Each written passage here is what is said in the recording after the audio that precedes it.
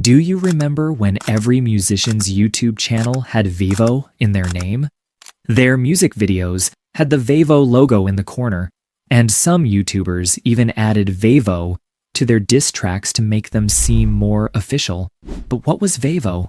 Why was it on so many videos? And where did it go? Vevo was a big plan created by the music industry to change how we watch music videos. It started strong, but didn't work out in the long run. To understand why, we need to look back at how Vevo began and what led to its downfall. So, watch the video till the end so you can learn everything about Vevo and their rich history. Vevo was born in 2008 during a challenging time for the music industry. Back then, music videos were aired on TV channels like MTV and NBC, which allowed producers and artists to earn money through networks and advertisements. But then, the internet changed everything. Illegal file sharing services like Napster and LimeWire were quickly replacing CDs and records. Why pay for music when you could get it for free? This shift left the music industry struggling to stay profitable. Platforms like Spotify and iTunes were just starting to emerge, but the industry hadn't yet figured out how to generate steady income. To tackle this, Universal Music Group and Sony Music Entertainment teamed up to create Vevo, short for Video Evolution. If these names sound familiar, it's because UMG and Sony are two of the big three record labels, controlling a large portion of the music world. Their goal with Vevo was to monetize music videos on a digital platform, and for a while, it worked. Vevo became the go-to for official music videos, bringing a structured, profitable model to a rapidly changing industry. What Vevo aimed to do was straightforward yet ambitious: deliver high-quality, premium music and video experiences to people everywhere. Whether on a TV, computer, phone, or any connected digital platform, they aim to make music videos accessible in the best possible quality. They partnered with YouTube to achieve this vision, knowing that YouTube was already the go-to platform for discovering and watching music videos, accounting for 70% of global video consumption. Here's where it gets interesting. Back then, YouTube was only monetizing about 3% of its videos. Comparatively, platforms like Hulu had ads on almost everything. Music videos were a massive source of views for YouTube, so they worked with record labels to keep this content on their platform. That's where Vevo came in. Vevo partnered with Universal Music Group and eventually other major labels to distribute their music videos.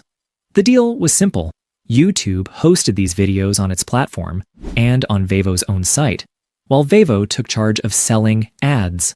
This arrangement allowed music videos to remain a central part of YouTube, while Vevo helped monetize the content through ads, giving advertisers access to a massive, engaged audience. This partnership revolutionized the delivery and monetization of music videos online, proving that collaboration could bridge the gap between entertainment and profit in the digital age. Vevo's unique advertising approach set it apart. Instead of running random ads, they sold specific slots to advertisers. Why? Because placing your ad in front of a Drake music video was bound to grab more attention than some lesser-known creators' content. Think of it as the Super Bowl of music videos. Brands were willing to bid big for premium slots, especially for artists like Taylor Swift and Beyoncé, whose massive viewership guaranteed exposure. Vevo also monetized longer content, like interviews, by selling ad slots during the video itself. This strategy allowed them to earn significantly more from YouTube ads than the average YouTuber. With everything falling into place, Vevo secured a hefty $300 million in investment funds to fuel its launch. Vevo partnered with additional record labels to strengthen its hold, expanding its music video monopoly. By the time they launched on 8 December 2009, Vevo was unstoppable, boasting a library of 30,000 videos featuring global superstars like Eminem, Lil Wayne, Michael Jackson, Lady Gaga, Kesha, Miley Cyrus, and more. It was a monumental start that cemented Vevo's place as a powerhouse in the music industry. When Vevo launched, it made an unforgettable entrance. Quite literally. The website crashed due to overwhelming traffic, and in its first month, it garnered over 35 million views. That's no small feat, especially considering it surpassed giants like AOL Music, MySpace Music, MTV, and Warner Music right out of the gate. For many, MySpace Music might sound like a blast from the past, but it was a big deal back then. Vevo didn't just stop there. It went global, launching in Europe, Mexico, and other international markets. They even signed Warner Music, completing the Big Three record label trio as content distribution partners. For added reach, Vevo distributed videos on MTV's website, which was far more popular at the time. Interestingly, about 80% of Vevo's views came from YouTube. How? Vevo was a powerhouse collective of all major record labels, big and small, distributing music videos directly to YouTube. This is why every major artist had their own Vevo branded channel, like Eminem Vevo or Rihanna Vevo. It became a staple of the music video scene, defining an era of online music consumption. Why did nearly every music video in the early 2010s proudly display Vevo in the corner? It became a stamp of quality and authority in the music world. But here's the twist. Behind that iconic branding was a company quietly battling major challenges. So, what happened to Vevo? And why did things go downhill?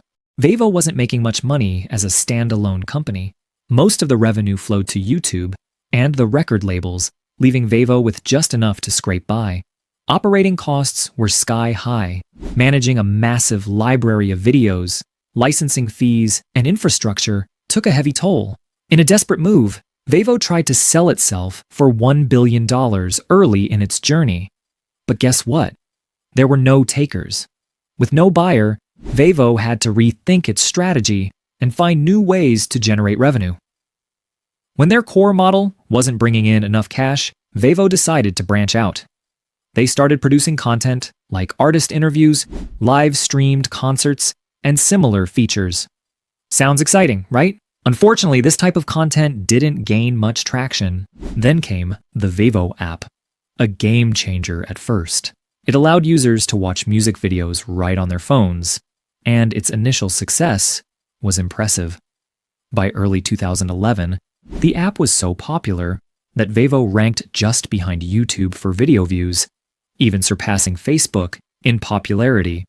By the end of 2011, Vevo was riding high, pulling in over 3.7 billion views monthly and racking up 13 million app downloads.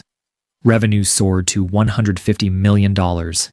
But most of that money didn't stay with Vevo. It flowed straight to YouTube and the record labels, leaving Vevo scrambling again to secure its financial footing. Vevo soon realized they couldn't continue depending solely on YouTube, so they made efforts to diversify their platform. So, what could they do next? They had a big idea to create Vevo TV, which was supposed to be like Hulu, but just for music videos. The plan behind Vevo TV was to have a service where people would pay a monthly fee to watch music videos, giving Vevo more control over how they made money and what content they offered. They also made sure to put their videos on platforms like Roku and Apple TV, so users could watch them on different devices, whether at home or on the go. The idea was to make Vevo the main place for music videos, providing fans with a better and more fun experience. But even though the subscription plan seemed smart, Vevo had a tough time making it work. The music video world was getting more competitive, with other platforms already offering more than just music videos. So, despite their best efforts, Vevo struggled to stand out and keep up with the more prominent streaming platforms that were changing the game. Vevo has always had big plans for the future, and one major idea was to move towards a more premium product. They were exploring a subscription model which would give people the option to pay for exclusive content or a better experience. But there was a catch. They didn't want to go all in on a paywall system where viewers would have to pay to watch music videos. They believed in offering a dual revenue stream, where users could still enjoy free content while paying for extra features or a more premium service. While this concept seemed promising, especially in an era when many services were moving to subscription-based models, Vevo's idea wasn't fully embraced by the audience. After all, people had gotten used to watching music videos for free for so long that the thought of suddenly asking them to pay felt a bit too much. And that's where the trouble began. Initially, Vevo's diversification efforts seemed to work, with new projects and apps making a splash. But by 2018, things took a drastic turn for the worse. Despite all their hard work, Vevo faced major challenges that caused its growth to stall. It's not just about the time executives were caught ironically watching pirated content, or when they tried to collaborate with Facebook for targeted ads by gathering user information, though those incidents did raise eyebrows. The real blow came in 2018 when Vevo found itself under attack from a group of hackers called Armin. At first, the hackers managed to break into Vevo's servers and released a massive amount of data. We're talking 3 terabytes of documents and videos. But that was just the beginning. The situation escalated when 2 other hackers, Prosox and Kuroish, took control of Vevo's YouTube channel. The most shocking part? They deleted Despacito, the most viewed video on Vevo at the time. To make matters worse, they didn't stop there.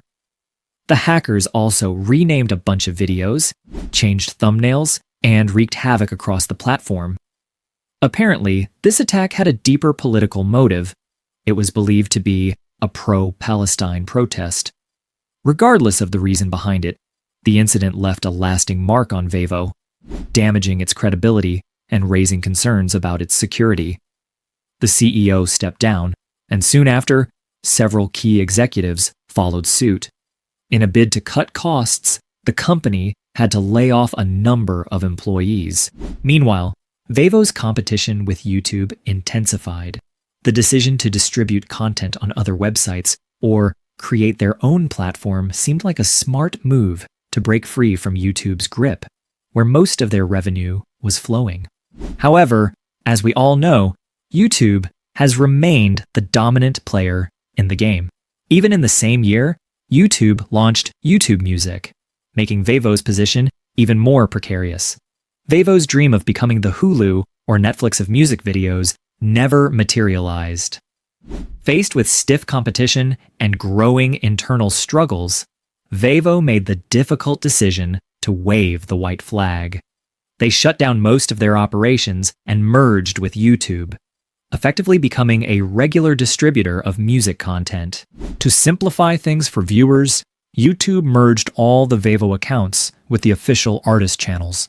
This meant that if you were subscribed to a Vevo channel, you were automatically switched to follow the artist's official channel, where Vevo's videos were prominently featured.